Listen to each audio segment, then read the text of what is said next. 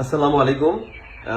আমি ডক্টর মারুফুল ইসলাম, যুগ্ম পরিচালক ও সহযোগী অধ্যাপক, জাতীয় burn plastic surgery institute. Actually আমি এই ভিডিওটা আপডেট দিতে অনেকটা বাধ্য হয়ে দিচ্ছি। সেটা হলো যে আপনারা জানেন যে একটা মর্মান্তিক বিমান দুর্ঘটনা হয়ে অনেক বাচ্চা মাইলস্টোন স্কুলের বাচ্চারা আহত এবং নিহত হয়েছে।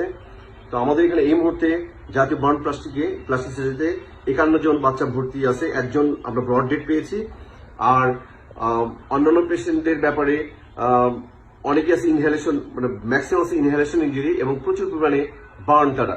তো আমরা যেটা দেখলাম যে হাজার হাজার ইয়াং ছেলে মেয়েরা যারা রক্ত দেওয়ার জন্য আসলে উদ্গ্রীব, তারা আমাদের বাচ্চাদের রক্ত দেওয়ার জন্য আসছে।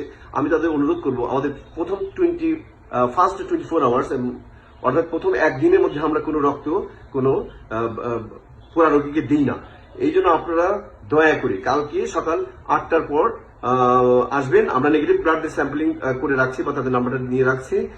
আমাদের বড় জোর 30 বা 40 ব্যাগ রক্ত লাগবে। আমরা সেটা কালকে লাগলে 30-40 ব্যাগ লাগতে পারে, সেটা আমরা কালকে সকাল 8টার পর তাদের ফ্রেশ ব্লাড দিব। আমরা কোনো ব্লাড এই মুহূর্তে নিয়ে ফ্রিজে রাখতে চাই না। এই একটা অনুরোধ। আপনারা প্রচুর মানুষ রক্ত অলরেডি, আমি শুনলাম রেড কিচেন থেকে পুরো রাস্তা ব্লক করে রক্ত নেওয়া হচ্ছে।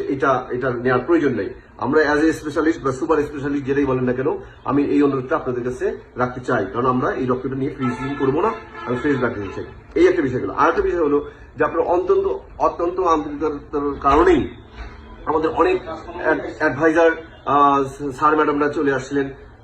মোটামুটি অ্যাডভাইজার বোর্ডের ম্যাক্সিমাম স্যার ম্যাডামরা কিন্তু তাৎক্ষণিকভাবে এসে পেশেন্ট দেখে গেছেন এবং ওই সময় অতটা ভিড় ছিল না।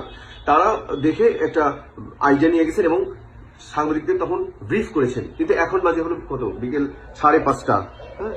এখন বাজে হলো বিকেল পৌনে 5:37। এখন আমরা হাজার হাজার মানে কি এখানে এত বেশি মানুষের ভিড় হয়েছে যে আমাদের ট্রিটমেন্ট দেওয়ার জন্য কিন্তু এটা একটা অনেক কঠিন দিক। এই জন্য আমি অনুরোধ করব, সবিনয় অনুরোধ করব, কোনো রাজনৈতিক নেতৃবৃন্দ বলেন, অথবা উচ্চপদস্থ কোনো কর্মকর্তা কর্মচারী বলেন, অথবা ছাত্র প্রতিনিধি বলেন, অথবা যারা আমাদেরকে অত্যন্ত ভালোবাসেন, এই ভালোবাসার দাবি নিয়েই বলছি, বা বাচ্চাদের প্রতি যারা ভালোবাসা, এই ভালোবাসার দাবি নিয়ে বলছি, আপনারা দয়া করে হসপিটাল থেকে দূর থেকে খোঁজ খবর রাখুন, কিন্তু হসপিটালে আসেন না। তাহলে এটা খুবই মানে ট্রিটমেন্টের জন্য অনেক সমস্যাই হচ্ছে। যদি একটা কথা বলি, সমস্যা হচ্ছে, হটলাইন দেওয়া আছে, ওই নাম্বারে যোগাযোগ করেন, আমরা কালেক্ট করে দিব। রক্ত লাগলে কালকে লাগবে, আপনার ডাবের পানি সরবরাহ করতে পারেন, ডাব দিতে পারেন, আর ঔষধপাতি সবকিছু আমাদের এখানে আছে অ্যাভেলেবেল, কোনো সমস্যা নেই।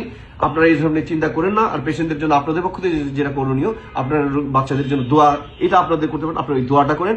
আমরা আমাদের হার্ট অ্যান্ড সোল, আমাদের অল ম্যান ফোর্স আর ম্যান পাওয়ার রেডি হিয়ার।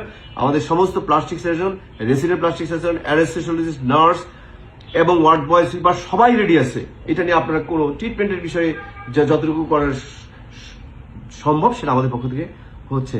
ধন্যবাদ। কেউ মনে এটা নিয়েন না যে আমি হার্ড করে কথা বলে ক্ষমা প্রার্থী। তবে আমাদের এই অনুরোধটুকু আপনারা রাখবেন এবং চিকিৎসা কাজে এভাবে সহযোগিতা করবেন বলে আশা করি। আসসালামু আলাইকুম। ধন্যবাদ সবাইকে।